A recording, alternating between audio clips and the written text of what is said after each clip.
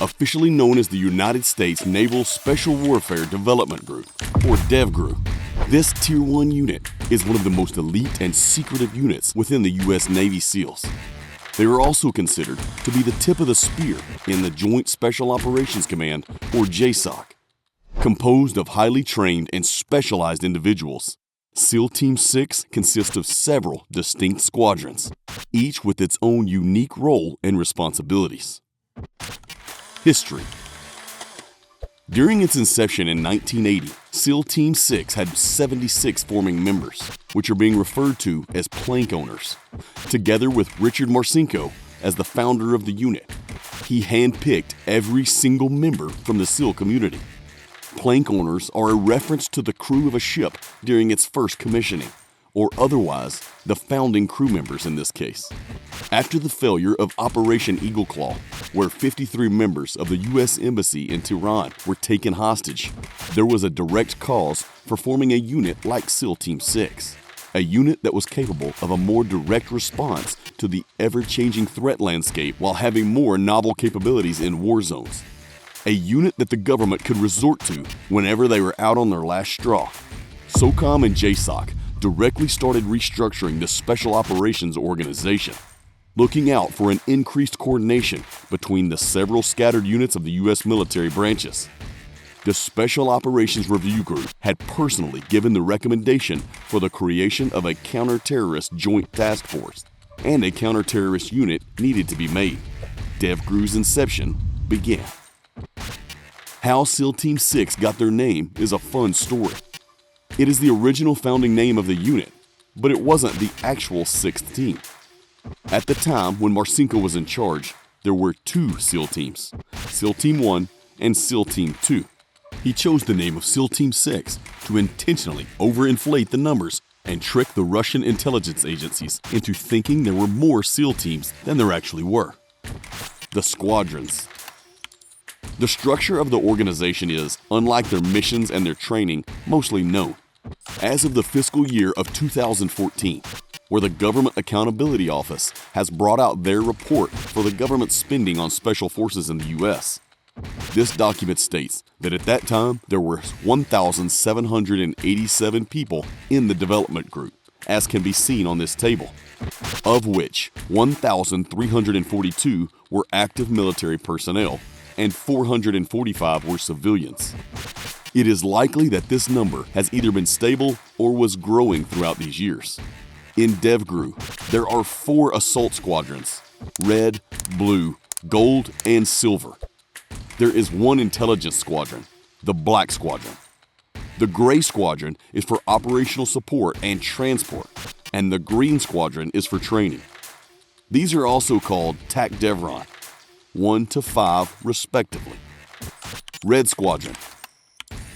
Red Squadron, or Red Men, is a well-known squadron. They were involved with the Maersk, Alabama hijacking, and that will ultimately ring a bell for most viewers, as that mission has its own movie, Captain Phillips. Their insignia consist of a Native American with a red background and 2 hatchets.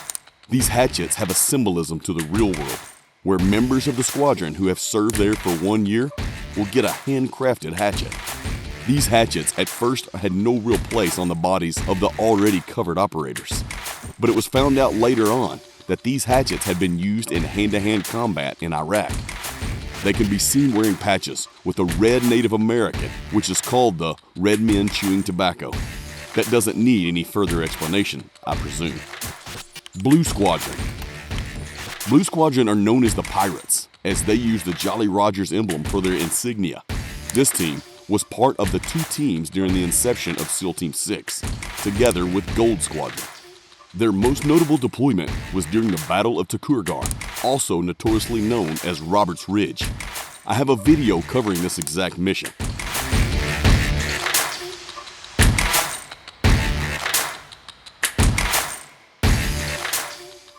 Unfortunately, this mission has been shrouded in politics, and the most famous person from this unit has become Britt Sablinski, who is awarded the Medal of Honor but has been banned from SEAL Team 6 for war crimes.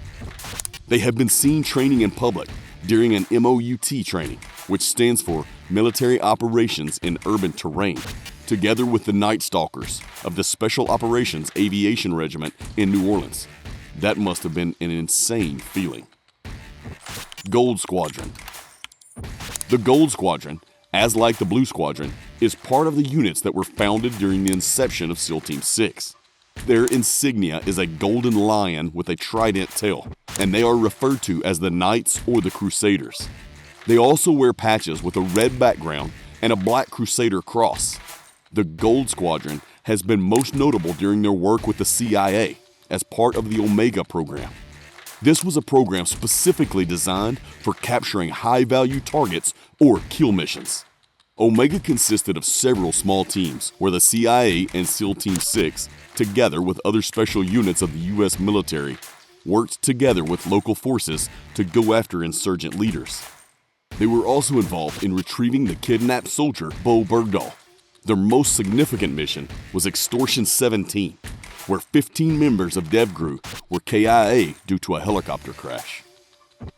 Silver Squadron.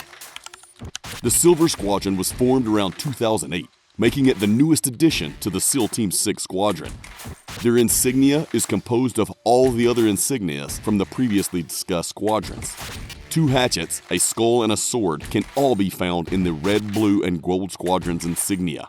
Unfortunately, a hostage rescue mission is a big stain on their reputation.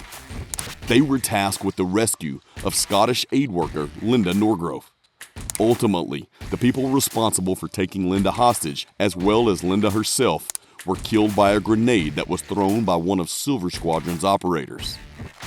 In 2017, in their fight against Al-Shabaab, which is an Islamist militant group in Somalia and is linked to Al-Qaeda, Silver Squadron lost an operator during one of their fights, and this shows their ongoing fight against terrorism all over the world. Black Squadron. This is the spying and intelligence squadron of DEVGRU. It is good to note that although the ranks within the unit are dominated by men, women are allowed on this squadron. This is of tremendous help when blending in certain situations. A lone foreign man that has every characteristic of an operator does not blend in so well these days. This is where man-woman pairs can come in very handy, as it lowers their profile and raises suspicion way less often.